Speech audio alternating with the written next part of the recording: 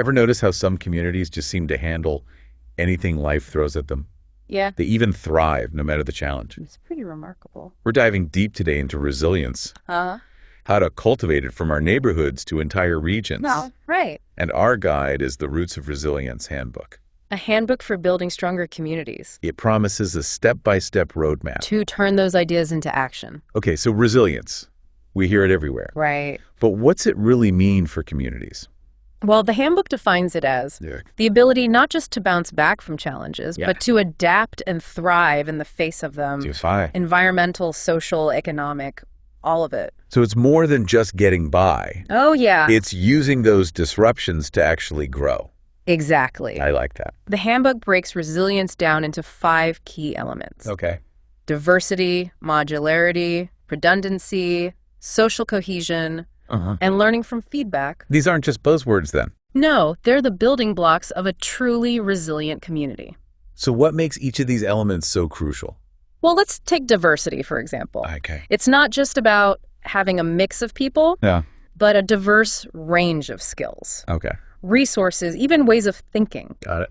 Like, imagine a town where everyone's a master woodworker. Okay. What happens if demand for furniture drops? Oh, trouble. Right. But if you have metal workers, weavers, farmers, They can adapt. much more adaptable, more resilient. So diversity is a safety net. Yeah, preventing reliance on any one thing. What about the other elements? Well, modularity lets a community function in smaller units. Uh-huh. So if one part fails, the whole system doesn't crash. Makes sense. Redundancy means having backup systems. Okay. Always a plan B. Smart. Social cohesion, that brings people together. Right. Builds trust, essential for tough times. And learning from feedback. Constantly evaluating what works and what doesn't. Okay, so it's a constant evolution. Exactly, adapting and improving. So we see how these pieces fit together. Yes. This web of resilience. But where does it all start? It can feel overwhelming, thinking big picture. Yeah, where's the entry point? The handbook points to local organizations. Okay. They're the backbone, working from the ground up. Local organizations like... Neighborhood associations, community gardens, grassroots stuff. I see how they can make a difference. They do? Any examples from the handbook? Oh, yeah, the kibbutzim in Israel. Okay. They've thrived for generations, resource sharing and collective farming. Wow, and what else? The Transition Town movement, I've heard of that. gaining global momentum. By focusing on local solutions. Yeah, things like community-owned energy Oh, or urban farming. it's inspiring to see people taking action. Yeah, not waiting for someone else. The handbook's not all sunshine and roses, though, right? You got it. What challenges do these local groups face? Oh, limited resources, internal conflicts, Yeah. external pressures. It's not easy. Makes sense. So with so much information packed in this handbook, Yeah, who's it actually for? that's what's great about it. Okay. It's designed for a wide range of people. Like? Grassroots organizers just starting out, community leaders wanting to strengthen what exists, Okay. even educators, policymakers, anyone curious. So it's a toolkit for positive change. Yeah, any level, And not just theory, right? practical knowledge and tools to make a difference. Exactly. So what's all covered in there? Well, historical lessons, core principles, step-by-step processes, real-world case studies, tools. Wow, a pretty comprehensive resource. It is. But with all that, where do you even start? It's not meant to be read cover to cover. Okay. You can jump into specific sections. Based on your needs. Right, your interests. So like feeling inspired by those historical examples You could start there. or grappling with ethical stuff. Dive into the core principles. And if you're ready to take action, The step-by-step guides and case studies are there. so it's a choose your own adventure for resilience, Exactly. tailored to your goals. That's the idea. Make something complex feel approachable. That's what the authors intended.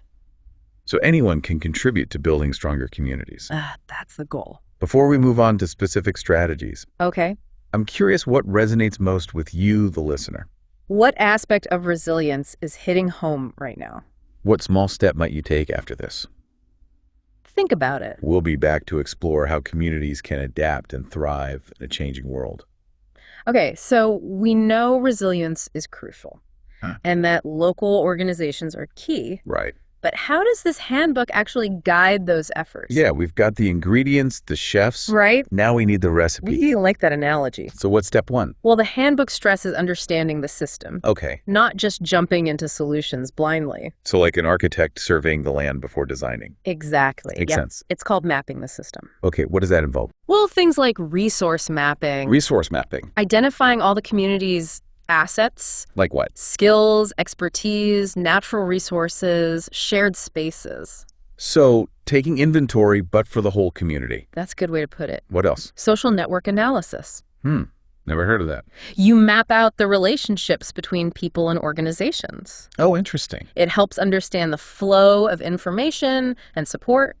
So you see not just what resources exist, Right. but who has access to them. Exactly. Makes sense. And environmental factors are crucial too. Of course. Ecological assessments, understanding the local ecosystem, Okay. vulnerabilities to climate change, all that. So it's a pretty thorough analysis. It is, But why go through all that? because it gives you a holistic view of the community's strengths, weaknesses, potential problems. I see. Informed decision-making. Exactly. You're basically creating a blueprint for resilience. Yeah, highlighting areas to strengthen and opportunities. Got it. So what's next? Once you understand the system, You clarify your ethics, your shared values. that seems obvious, but It's crucial when working towards collective goals. right, because if everyone's coming from different ethical standpoints. Yeah, it'll be hard to agree on what benefits the community. Exactly. The handbook even suggests a community charter, Okay. outlining these shared values, guiding principles. Like a constitution for community resilience? I like that. But it's not just about principles, right? No, it gets practical too. How so? Designing resilient structures, starting small, Okay. with microcircle. Microcircles. They're self-organizing groups, So it's specific needs or interests within the community. okay, so like a few families or a whole neighborhood block. Yeah, the key is they're self-governing, empowered to act. Empowering people to come together locally. Yes, build relationships, make a difference. I like it. And the handbook guides you on creating them. Creating microcircles. Yeah, different types, governance, managing resources. Even conflict resolution. You go. So what might these microcircles look like in real life? Oh, imagine parents creating a shared childcare co-op. Okay. That's a microcircle. Right. Neighbors who start a tool sharing library. Cool. Or people with different skills offering workshops to each other. Great examples. Addressing practical needs while building community. But how do these smaller groups connect to the bigger picture? Good question. That's where village or neighborhood councils come in. Okay. They act as connectors, coordinating the microcircles, managing shared resources. So it's like a network of interconnected groups. Yeah, each with its own focus, but working towards resilience. This structure seems really flexible. It is. Local needs handled by the microcircles. Right. Larger challenges tackled collectively. Exactly.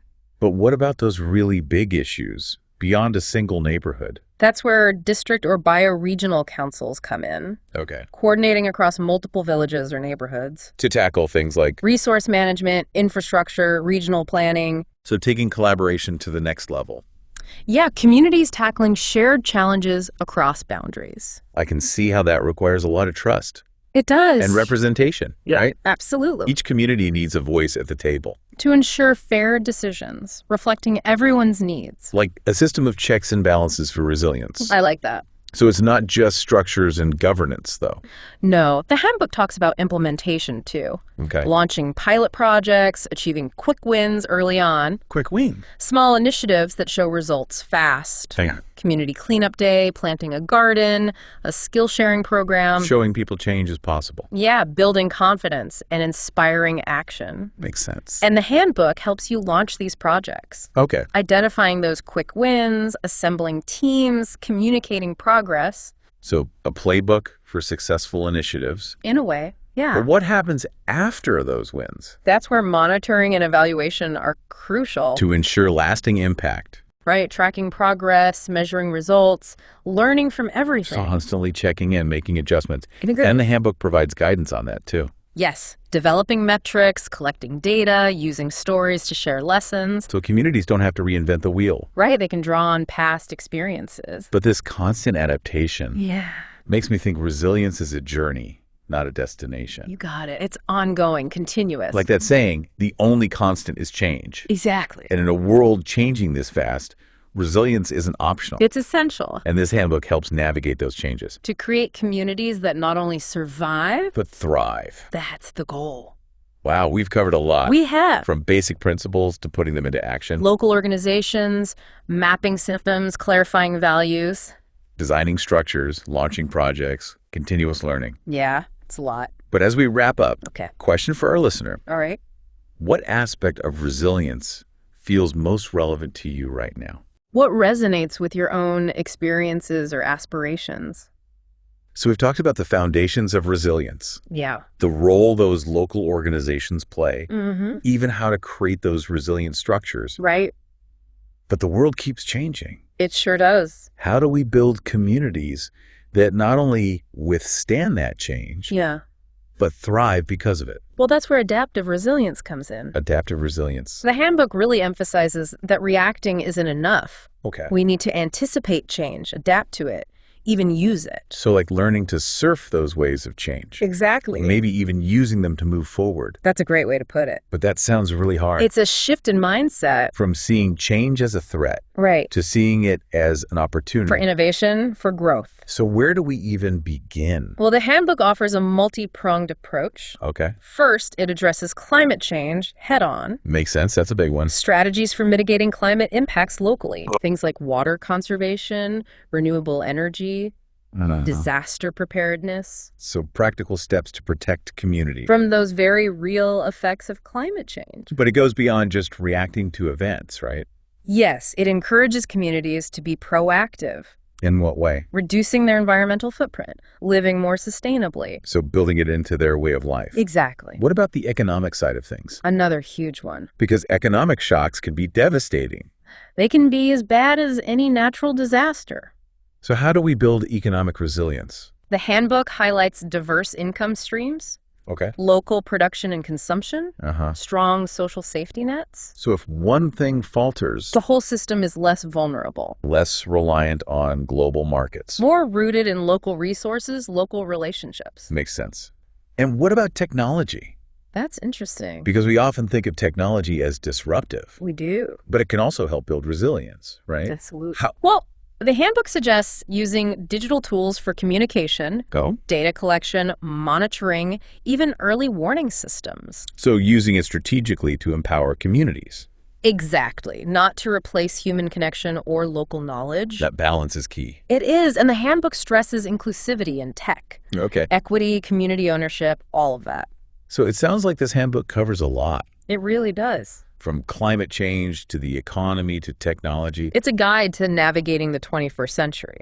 But it doesn't just focus on the community level, right? You're right. What about individual resilience? It recognizes that a community is only as strong as its individuals. So we need to build that up too. Exactly. The handbook highlights lifelong learning. Developing new skills, adapting to changes, even finding creative outlets to relieve stress. So investing in yourself, your well-being. Because personal resilience strengthens community resilience. And strong communities support individuals. It's a cycle. They're interconnected. And the handbook reminds us that building resilience is a journey.